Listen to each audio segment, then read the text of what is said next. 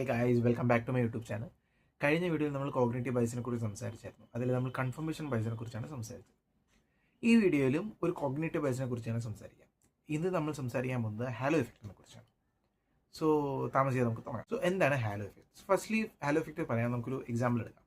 For example, നമ്മൾ ഒരു interview എടുക്കുന്ന ആളാണെന്ന് വിചാരിക്കുക. നമ്മൾ ഇൻ്റർവ്യൂ എടുക്കാതിരിക്കുമ്പം ഒരു കാൻഡിഡേറ്റ് വരുവാണ്. ആ കാൻഡിഡേറ്റ് ഒരുപാട് നല്ല വെൽ ഡ്രസ്ഡ് ആണ്, വെൽ ഗ്രൂംഡ് ആണ്, നല്ല കോൺഫിഡൻ്റ് ആണ്, നമുക്ക് ഐ കോണ്ടാക്റ്റ് ഒക്കെ നന്നായിട്ട് തരുന്നുണ്ട്. അതേസമയം വേറൊരു കാൻഡിഡേറ്റ് വന്നു, പുള്ളി ഒരുപാട് കോൺഫിഡൻ്റ് അല്ല, ആവറേജ് ഡ്രസ്ഡ് ആണ്, ഐ കോണ്ടാക്റ്റ് ഒന്നും അത്രയ്ക്കില്ല. അങ്ങനെ വരുമ്പോഴത്തേക്കും ക്വസ്റ്റ്യൻസ് ചോദിക്കുന്നതിന് മുമ്പ് തന്നെ നമ്മൾ വിചാരിക്കും കോൺഫിഡൻ്റ് ഉള്ള കൂടുതലുള്ള ആളുണ്ടല്ലോ, പുള്ളിക്കാരന് കൂടുതൽ നോളജ് ഉണ്ടായിരിക്കും. പക്ഷെ അത് സത്യമാണോ എന്ന് നിർബന്ധമില്ല. ഇതാണ് ഹാലോ എഫക്റ്റ്. അപ്പോൾ എന്താണ് ഹാലോ എഫക്റ്റ്? നമ്മൾ ആരുടെയെങ്കിലും ഒരു ക്വാളിറ്റി കണ്ടിട്ട് നമ്മൾ അയാളുടെ ബാക്കി എല്ലാ ക്വാളിറ്റിയും തന്നെത്താനെ തന്നെ അസ്യൂം ചെയ്യുക. അതിനെയാണ് ഹാലോ എഫക്റ്റ് എന്ന് പറയുന്നത്. അതായത് ഒരാളെ കാണാൻ നല്ല ഭംഗിയാണെങ്കിൽ അയാൾ ഭയങ്കര നോളജുള്ള ആളായിരിക്കും, അല്ലെങ്കിൽ ഒരാളെ ഭയങ്കര കോൺഫിഡൻ്റ് ആണെങ്കിൽ അയാൾക്ക് ഭയങ്കര നോളജുള്ളതായിരിക്കും, അല്ലെങ്കിൽ ഭയങ്കര വയസ്സായിരിക്കും, അയാൾ ഭയങ്കര ഹാർഡ് വർക്കിംഗ് ആയിരിക്കും. അങ്ങനെ പല രീതിയിൽ. അപ്പം അതായത് നമ്മൾ അസ്യൂം ചെയ്യുകയാണ്. നമുക്കൊരു കാര്യം അറിയാം, ബാക്കിയുള്ള കാര്യങ്ങൾ അയാളെക്കുറിച്ച് നമ്മൾ അസ്യൂം ചെയ്യണം. അയാൾ ഇതിൽ നല്ലതാണെങ്കിൽ അതിൽ എല്ലാത്തിലും നല്ലതാവും എന്നൊരു ചിന്താഗതി. സോ ഇതിനെയാണ് ഹാലോ എഫക്റ്റ് എന്ന് പറയുന്നത്. ഇതൊന്നും സത്യമാണോ നിർബന്ധമില്ലല്ലോ.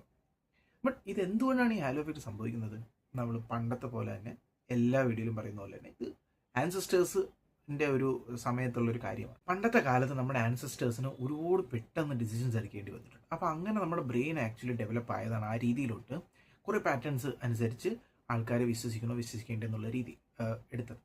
അപ്പോൾ ആ ഒരു പാറ്റേണിനാണ് ഈ ഹാലോ എഫക്റ്റായി മാറിയത്.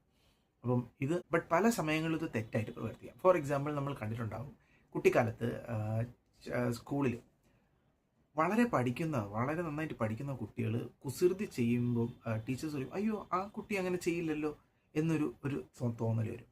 കാരണം അതൊരു ഒരു അസംഷനാണ്, ഒരുപാട് പഠിക്കുന്ന കുട്ടി കുസൃതികളൊന്നും ചെയ്യില്ല. അതുപോലെ തന്നെ ഫോർ എക്സാമ്പിൾ, ഒരു വലിയ ബ്രാൻഡ് ആപ്പിളോ അല്ലെങ്കിൽ സാംസങ്ങോ ഒരു ഫോണോ ഒരു ലാപ്ടോപ്പോ എന്തെങ്കിലും ലോഞ്ച് ചെയ്ത് കഴിഞ്ഞാൽ നമ്മൾ അതിൻ്റെ ഡിസ്ക്രിപ്ഷൻസ് ഒക്കെ വായിക്കുന്നതിന് മുമ്പ് തന്നെ പറയും, അവരുടെ പുതിയ മോഡലില്ല, നല്ലതായിരിക്കും.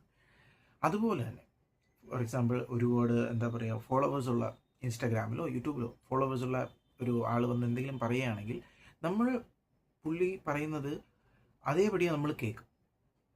നമ്മൾ വിചാരിക്കും, പുള്ളിക്കാരന് ഇത്രയും ഫോളോവേഴ്സൊക്കെ ഉള്ളതല്ലേ, അപ്പം ഭയങ്കര വിശ്വസിക്കാൻ പറ്റുന്ന ഒരു ആളായിരിക്കും എന്ന് നമ്മൾ വിചാരിക്കും. അപ്പം പുള്ളി പറയുന്നതെല്ലാം സത്യമായിരിക്കും. അല്ലെങ്കിൽ പുള്ളി ഹെൽത്തിനെ കുറിച്ചാണ് പറയുന്നതെങ്കിൽ ആ പുള്ളി ഡോക്ടേഴ്സിനെ പോലെ ക്രെഡിബിലിറ്റി ഉള്ള ഒരാളായിരിക്കും എന്നൊക്കെ നമ്മൾ വിചാരിക്കും.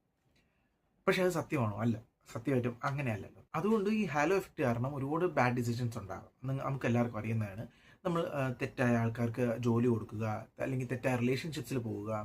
അതുപോലെ പല രീതിയിൽ നമുക്ക് ഈ ഹാലോ എഫക്റ്റിൻ്റെ ദോഷമായ രീതി മനസ്സിലാക്കും. അപ്പോൾ ഇത് ദോഷമായ രീതിയൊക്കെ നമുക്ക് മനസ്സിലായി. അപ്പോൾ ഹാലോ എഫക്റ്റിൽ എന്തെങ്കിലും നല്ല കാര്യം ഉണ്ടോ എന്ന് ചോദിച്ചു കഴിഞ്ഞാൽ ഉണ്ട്.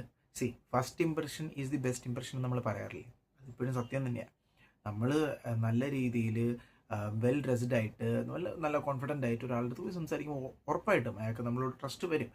അത് ഒരു തെറ്റായ കാര്യവുമല്ല.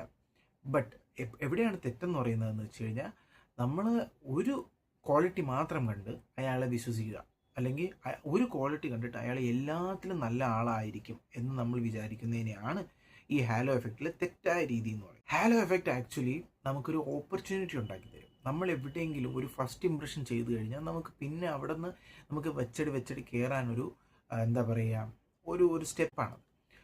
ബട്ട് അത് കഴിഞ്ഞിട്ട് നമ്മുടെ യഥാർത്ഥ കഴിവ് തന്നെ നമുക്ക് വേണം. ഹാലോ എഫക്റ്റ് കഴിഞ്ഞു കഴിഞ്ഞാൽ അതുപോലെ തന്നെ നമ്മൾ എങ്ങനെ ഈ ഹാലോ എഫക്റ്റിൽ നിന്നും ഫൂൾ ആവാതിരിക്കുക, അതിന് നമ്മൾ ചെയ്യേണ്ടത് ഞാൻ പറഞ്ഞതുപോലെ, ഒരിക്കലും ഒരാളെ ഒരു കാര്യത്തിൽ മാത്രം ജഡ്ജ് ചെയ്തിട്ട് അയാൾ അടിപൊളിയാണെന്ന് നമ്മൾ വിചാരിച്ചിരിക്കാതിരിക്കുക.